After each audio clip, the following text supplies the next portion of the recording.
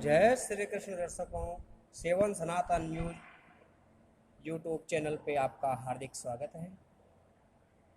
दर्शकों, आज हम प्रवेश करेंगे ज्योतिष विशेष में अध्याय 2 में। पहले अध्याय में आपने पढ़ा होगा, आपको मालूम होगा कि नक्षत्र कितने होते हैं, राशियाँ कितनी होती है और कुंडली में कितने भाव होते हैं और प्रत्येक भाव के कौन कौन से नाम होते हैं। आज हम जानेंगे कि प्रत्येक भाव में कौन सी राशि है और उस राशि का स्वामी कौन है जो उसका ईश कहलाता है, अर्थात पंचम भाव में कौन सी राशि है और उसका जो स्वामी होगा उसी को हम कहेंगे पंचमेश।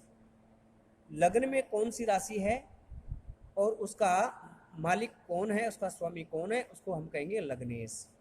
दसम भाव में कौन सा स्वामी कौन सी राशि है, उसका स्वामी कौन है, उसको कहेंगे हम दशमेश।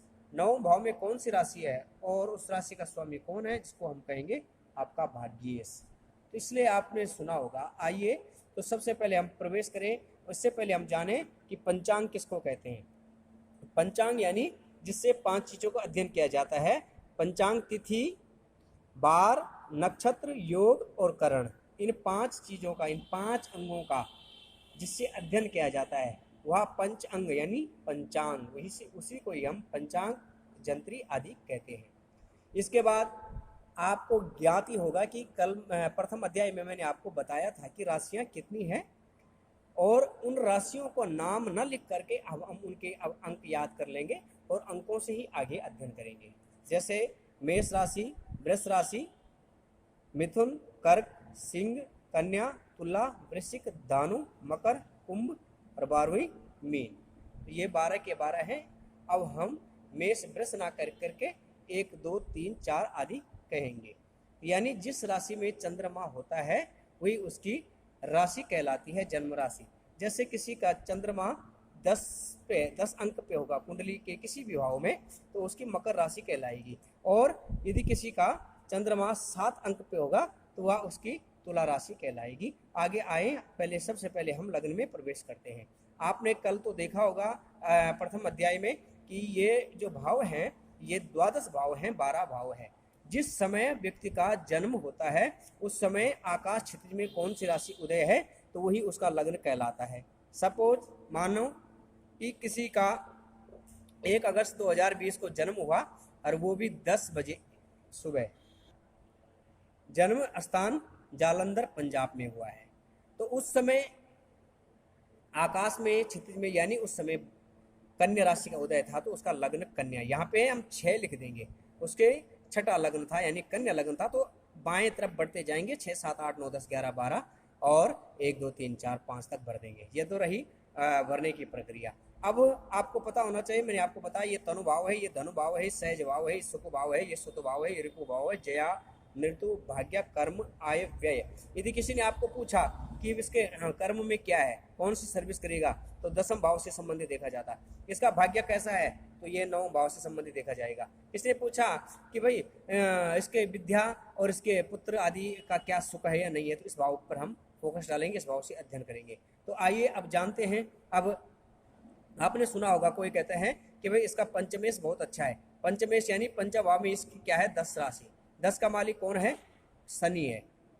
अब यही आपको याद करना है कि 10 का मालिक कौन है, 11वीं राशि का मालिक कौन है, 12वीं राशि का मालिक कौन है ना। यानी मकर, कुंभ का मालिक कौन है, मीन का मालिक कौन है, ये सब आपको देखना होगा।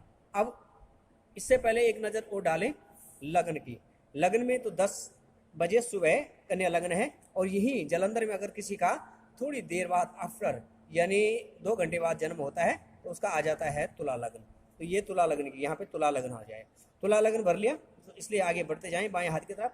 7 8 9 10 11 12 1 2 3 4 5 6। तुला, वृश्चिक, धनु, मकर, कुंभ, मीन, मेष, वृष, मिथुन, कर्क, सिंह, कन्या। और उस दिन कौन कौन से ग्रह हैं ये सब पंचांग से आप भर सकते हैं। आजकल सॉफ्टवेयर है, सॉफ्टवेयर पे आप सीधे आप देख सकते हैं। तो आपने देखा, अब इस कुंडली वाले ने प्रश्न किया कि यह जो बच्चा है ये स्वास्थ्य से कैसा रहेगा, इसका शारीरिक स्वास्थ्य कैसा रहेगा। तो शारीरिक तनुभाव कहते हैं लग्न का।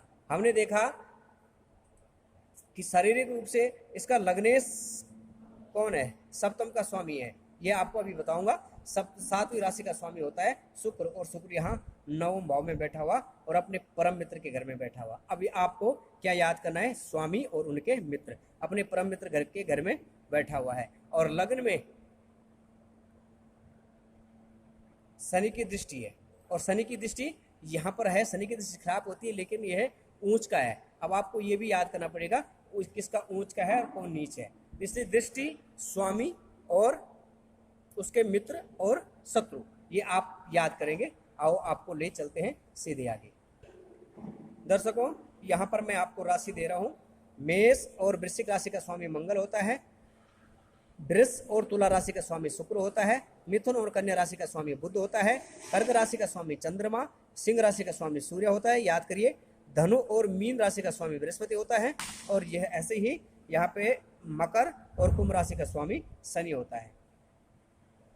आप ऐसे इजी याद कर सकते हैं। 1 8 मंगल, और फिर 2 7 शुक्र, 3 6 बुध, 9 12 बृहस्पति, 10 11 शनि, और 4 चंद्र और 5 सूर्य। यह आपको याद होना चाहिए। तभी तो आप कुंडली में देखेंगे कि पंचम भाव में अगर किसी की 6 राशि है तो इसका पंचमेश कौन हुआ? बुध हुआ। तो बुध क्या स्थिति में है? कैसे? अपने मित्र के घर में है या शत्रु के घर में? अगर मित्र के घर में होगा तो बहुत अच्छा फल, शत्रु के घर में होगा तो बहुत कम फल। यानी कोई भी व्यक्ति यदि अपने मित्र के घर में बैठा होता है तो वह खुश होता है, और यदि कोई अपने शत्रुओं के बीच में घिरा हुआ है, शत्रुओं के साथ बैठा हुआ है, तो वह अप्रसन्न होता है, यानी वह स्वस्थ नहीं होता है। जो अपने आप ही स्वस्थ नहीं है वो अपने घर को क्या सुखी रख सकता है। इसीलिए यहाँ पर ग्रहों का भी यही नियम लागू होता है। तो आइए जानते हैं कि इनके मित्र और शत्रु कैसे याद करें। दर्शकों, यहाँ पर एक छोटा सा आपको एक तरीका बताता हूँ। आप 2 ग्रुप बना लीजिएगा, और वास्तव में देखा जाए तो है भी 2 ही ग्रुप। चंद्र, सूर्य, बृहस्पति, मंगल, ये एक ग्रुप पे हैं। ये आपस में मित्र होते हैं, एक दूसरे की मदद करते हैं। और बुध, शुक्र, शनि, राहु, केतु, ये एक ग्रुप है। ये आपस में अक्सर ज़्यादातर मित्र होते हैं। लेकिन थोड़ा ये तो रहा एक आपको मोटे तौर पे समझने का एक तरीका है। अब आइए हम जानते हैं। देखिए, सूर्य के कौन कौन है? ये सूर्य है। सूर्य के कौन कौन है? चंद्रमा, मंगल, बृहस्पति क्या है? मित्र हैं। और सूर्य के शत्रु कौन कौन है? शुक्र और शनि सूर्य के शत्रु है। यानी सूर्य अगर इनके घर में बैठा होगा तो मुदित होगा, प्रसन्न होगा। यदि सूर्य इनके घर में बैठा हुआ तो वहां पर वो अप्रसन्न होगा, यानी कमजोर होगा। चंद्रमा के मित्र हैं सूर्य और बुध, लेकिन चंद्रमा का शत्रु कोई भी नहीं। मंगल के मित्र कौन है? सूर्य, चंद्र, बृहस्पति क्या है? मित्र है। आपको यहाँ देख सकते हैं, बिल्कुल यही नियम यहाँ पे। मंगल का सूर्य, चंद्र, बृहस्पति मित्र है, और मंगल के शत्रु कौन का ना? सिर्फ एक बुध। मंगल का शत्रु बुध। यहाँ पे आप आइए, बुध के मित्र कौन कौन है? सूर्य और शुक्र। शत्रु कौन है बुध के? चंद्रमा। बृहस्पति के मित्र कौन कौन है? सूर्य, चंद्र, मंगल मित्र है, और शत्रु कौन कौन है? बुध और शुक्र। इसी तरह शुक्र के मित्र बुध, शनि, और शुक्र के शत्रु सूर्य, चंद्र। इसी शनि के बुध, शुक्र मित्र है, सूर्य, चंद्र, मंगल शत्रु है। ये तो आपको ध्यान रखना पड़ेगा। अब आप यहाँ पे शुक्र यदि बुध और शनि के साथ हो तो बहुत उत्तम, अति उत्तम फल देगा। भाई मित्र मिल गए, अब क्या चाहिए। लेकिन वही शुक्र सूर्य और चंद्रमा के बीच में पड़ जाए तो फिर कमजोर हो गया। इसी तरह से शनि बुध और शुक्र के साथ हो तो अति उत्तम, लेकिन सूर्य और चंद्रमा या मंगल के साथ हो तो वहाँ पर कमजोर पड़ गया, एक दूसरे को कमजोर कर देते हैं। ये तो रहा आपको एक तरीका शत्रु और मित्र का। अब लेकिन इसमें साथ साथ में देखना है कि यह अपने घर शत्रु के घर में है, मित्र के घर में, उसके बाद ऊंच का है या नीच का है। अगर कोई ग्रह अपनी ऊंच राशि में होता है तो बड़ा ही ताकतवर बन जाता है, लेकिन यदि नीच में हो तो बड़ा कमजोर बन जाता है। तो ये भी देखना होगा। ये कैसे देखें? जैसे सूर्य ऊंच का होता है मेष राशि में, चंद्रमा ऊंच का होता है वृष राशि में, मंगल ऊंच का होता है मकर राशि में, बुध ऊंच का होता है कन्या में, और बृहस्पति ऊंच का होता है कर्क में, शुक्र मीन में, और शनि तुला में। ये तो रही इनकी ऊंच राशियां। नीच राशियां अपने आप आ जाएगी। वो कैसे? अपने से सातवें हमेशा नीच हो जाता है। जैसे मेष 1 तो सातवें घर में सूर्य नीच का हो गया, चंद्रमा 2, उससे 7वीं राशि पड़ती है वृश्चिक, नीच का हो गया। मकर, उसकी 7वीं राशि पड़ती है कर्क, मंगल नीच का। बुध, कन्या से 7वीं राशि पड़ती है मीन। इस तरह से प्रत्येक ग्रह अपनी 7वीं राशि में नीच का हो जाता है। इसके बाद एक और आता है इनके साथ में मूल त्रिकोण, जो कि मूल त्रिकोण में ग्रह बहुत उत्तम फल देता है। तो ये हम आगे का विषय है, फिलहाल आपने इतना याद कर लेना है बस। ऊंच नीच जरूरी है, मित्र शत्रु जरूरी है, और उसका स्वामी कौन है। पंचमेश, इसका पंचमेश कौन है, इसका दशमेश कौन है, इसका लग्नेश कौन है, इसका भाग्येश कौन है। भाग्य का मालिक, कोई पूछे भाई इसका भाग्य देखो कितना साथ देता है, काम बने या ना बने, वहां पे भाग्येश को देखिए।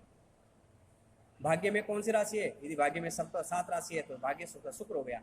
शुक्र कौन सी स्थिति में, अपने ऊंच घर में है, नीच घर में, मित्र के साथ है, शत्रु के साथ है, बस ये आपने देख लेना है। अगर शत्रु के साथ होगा तो कमजोर है, मित्र के साथ होगा तो मजबूत है, ऊंच का होगा तो बहुत बलवान है, नीच का होगा तो बहुत कमजोर है। अब इसके बाद देखनी है ग्रहों की दृष्टि। इस कुंडली में आप, जैसे कोई पूछे इस कुंडली का लग्नेश कौन है, तो लग्नेश का मतलब जो लग्न का ईश है, लग्न में कर्क राशि है, 4 लिखा है, कर्क राशि है, कर्क राशि का स्वामी है चंद्रमा, इसका लग्नेश चंद्रमा है। इसका पंचमेश कौन है, इसका पंचमेश पंचम भाव में है वृश्चिक राशि, जिसका स्वामी मंगल है, पंचमेश मंगल है। इसके भाग्येश कौन है, भाग्येश भाग्यस्थान में है कौन, मीन राशि, मीन राशि का स्वामी कौन है, बृहस्पति। तो भाग्येश बृहस्पति है और भाग्य घर में मंगल बैठा हुआ है। मंगल कौन, अपने मित्र के घर में या शत्रु के घर में, मित्र के घर में। बृहस्पति अपने मित्र के घर में या शत्रु के घर में। भाग्येश कहाँ बैठा हुआ, अपने ही घर में बैठा है, क्योंकि धन का स्वामी बृहस्पति होता है। तो ये रहा एक तरीका। दर्शकों, फिलहाल के लिए आज इतना ही। आपको ये चैनल अच्छा लगे तो सब्सक्राइब करिए, और आपको कोई शंका हो तो कमेंट बॉक्स में लिखें जरूर। इस चैनल को सब्सक्राइब करना ना भूलें, और बेल आइकन को दबाएं, ऑल इन्फॉर्मेशन पे क्लिक करें, ताकि मेरी आने वाली वीडियो सबसे पहले आप तक पहुंच सके। तब तक के लिए जय श्री कृष्ण।